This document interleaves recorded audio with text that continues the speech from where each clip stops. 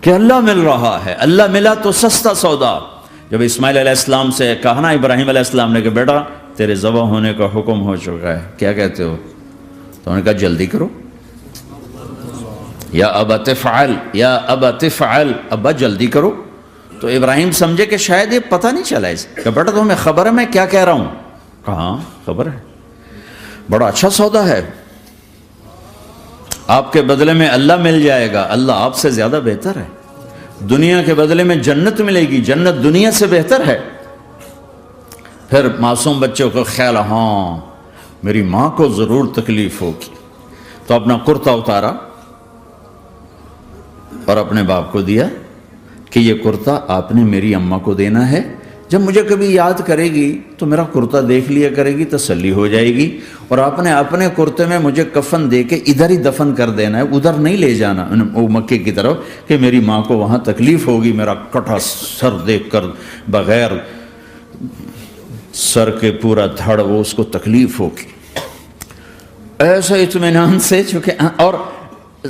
ذبح ہونے والا بھی ایسی باتیں کرتا ہے، بابا میرے ہاتھ بھی باندھ دے، میرے پاؤں بھی باندھ دے، کہ ممکن ہے جب تو چھری چلائے اور میرا ہاتھ پاؤں ہلے تو تجھے لگ کے تمہیں تکلیف نہ ہو جائے۔ پیسے میں چین ہوتا، زندگی میں چین ہوتا نہیں، اللہ کو پانے میں چین ہے، اور ادھر وہ بھی اللہ کو ڈھونڈ رہا ہے۔ ارے میرے بھائیو، 60 برس کی دعا کے بعد بیٹا ملا، 60 برس دعا مانگی، یا اولاد دے دے، اولاد دے دے، اولاد دے دے، 60 سال کے بعد اولاد ہوئی، 84 سال کی عمر میں، 80 سے 84 برس کی عمر میں کے درمیان بچہ ہوا ہے۔ جب وہ 5 سے 10 سال کا ہوا ہے اور ابراہیم 90 کراس کر گئے، 90 کا بیریئر کراس کر گئے، جب مرغی کو ذبح کرتے بھی ہاتھ کانپیں، 90 برس 92 سال کا بڈھا تو مرغی نہیں ذبح کر سکتا، تو اس کو کہا جا رہا بچہ ذبح کر۔ مینا کے پہاڑ سخت تاری ہے، ہوائیں تھم چکی ہے، سورج مدہوش ہو رہا ہے، آسمان کے فرشتے ٹکٹکی باندھ رہے ہیں اور ان کے سانس اٹک رہے ہیں کہ یہ کیا ہو رہا ہے، کیا یہ بوڑھا کر جائے گا، کیا یہ اپنے بچے پر چھری چلا جائے گا؟ باندھ رہے ہیں ہاتھ اور پاؤں، اور پھر بچے نے کہا تھا مجھے الٹا لٹانا، سیدھا نہ لٹانا، کہیں تیری نظر پڑے میرے چہرے پر اور پھر تو رک جائے، نہیں نہیں نہیں، سیدھا الٹا۔ تلہ للجبین، اسماعیل کی وصیت کو قرآن نے بیان کیا، ماتھا ہے ان کے گھٹنے کو ان کی کمر پہ رکھا اور ایسے سر کے بال پکڑے، ایک ہاتھ میں چھری ایک ہاتھ میں سر کے بال،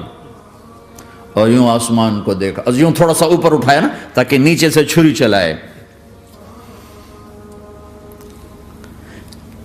وہ چھری چلا کے مطمئن ہے، وہ چھری چلوا کے مطمئن ہے، پتہ چلا کہ میری سوچ غلط ہے،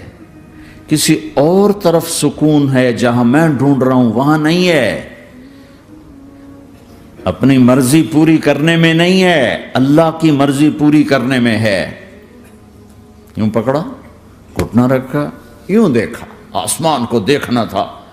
کہ فرشتوں کی چیخیں نکل گئی، کہ اے اللہ،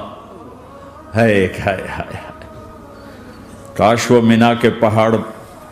ہوتے جہاں یہ قصہ ہوا، اب تو حاجیوں کی وجہ سے انہیں توڑنا پڑا۔ اے اللہ، کیا تو مجھ سے ناراض ہو گیا ہے؟ تو یہ سمجھتا ہے کہ اسماعیل کی محبت میرے دل تجھ سے زیادہ ہو گئی؟ نہیں نہیں، میرے اندر تو ہی تو ہے، تیرے سوا کوئی نہیں ہے، اور اگر کوئی میرا تو نے امتحان لینا ہے میں حاضر ہوں۔ ایک اسماعیل کیا لاکھوں قربان ہو سکتے، چھری چلاتی۔ اگر میرا رب صرف دیکھ ہی رہا تھا کہ خلیل کہاں تک جاتا ہے، یاری نبھتی ہے کہ درمیان میں ٹوٹتی ہے،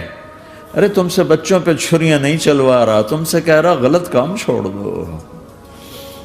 وہ تمہاری ہلاکت اور بربادی کا ذریعہ ہیں، یا موت سے ٹکر لے کے دکھا دو، یا قبر کے گڑھے میں جانے سے انکار کر دو، یا موت کے بعد کھڑے ہونے سے انکار کر دو، یا میرے رب کی جہنم کو پانی سے بجھا دو، میرے اللہ کی جنت کو آگ لگا دو، اور کہہ دو کوئی اللہ نہیں، کوئی حساب کتاب نہیں، جاؤ جو مرضی کرو۔ ادھر سب کچھ مانتے ہو، ادھر اسی سے بغاوت کرتے ہو، یہ کیا اسلام ہے؟ یہ کیا زندگی ہے؟ اے اللہ ناراض ہو گیا ہے کہ میرے دل میں اسماعیل تجھ سے زیادہ نہیں، میرے رب ادھر تو ہی تو ہے، تیرے سوا کوئی نہیں ہے، تو ہی ہے، اور اگر ناراض نہیں کوئی میرا پیپر لے رہا ہے تو میں حاضر ہوں، یہ لے۔ اللہ اکبر، جو چھری چلائی ساتوں آسمان کے فرشتوں کی چیخیں نکل، 2 دفعہ آسمان کے فرشتے روئے ہیں، 2 دفعہ ساتوں آسمان کے فرشتے، ایک یہاں ابراہیم و اسماعیل کے اس قصے پر، اور پھر 4000 سال کے بعد جب میرے نبی کو طائف میں پتھر پڑے۔ ہائے